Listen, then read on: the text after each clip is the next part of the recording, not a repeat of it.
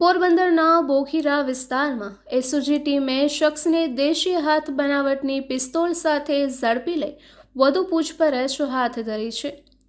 Porbandar SOG staff શહેર વિસ્તારમાં પેટ્રોલિંગમાં હતો।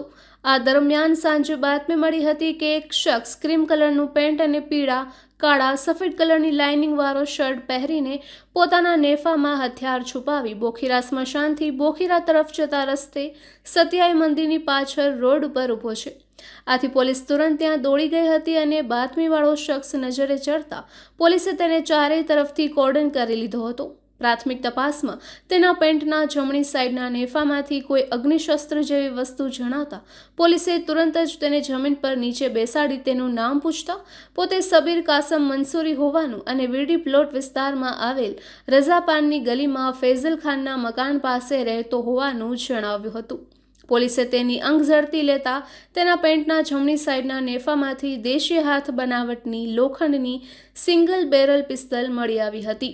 આથી આરોપી પાસે આ હથિયાર રાખવા અંગેનું કોઈ લાયસન્સ ન હોવાથી પોલીસે ₹25,000ની કિંમતની આ પિસ્તોલને કબજે કરી તેની ધરપકડ કરી। આ હથિયાર ક્યાંથી લાવ્યો હતો અને તેનો શું ઉપયોગ કરવાનો હતો તે સહિતના મુદ્દે પૂછપરછ હાથ ધરી છે। નિપુલ પોપટ, પોરબંદર ટાઈમ્સ।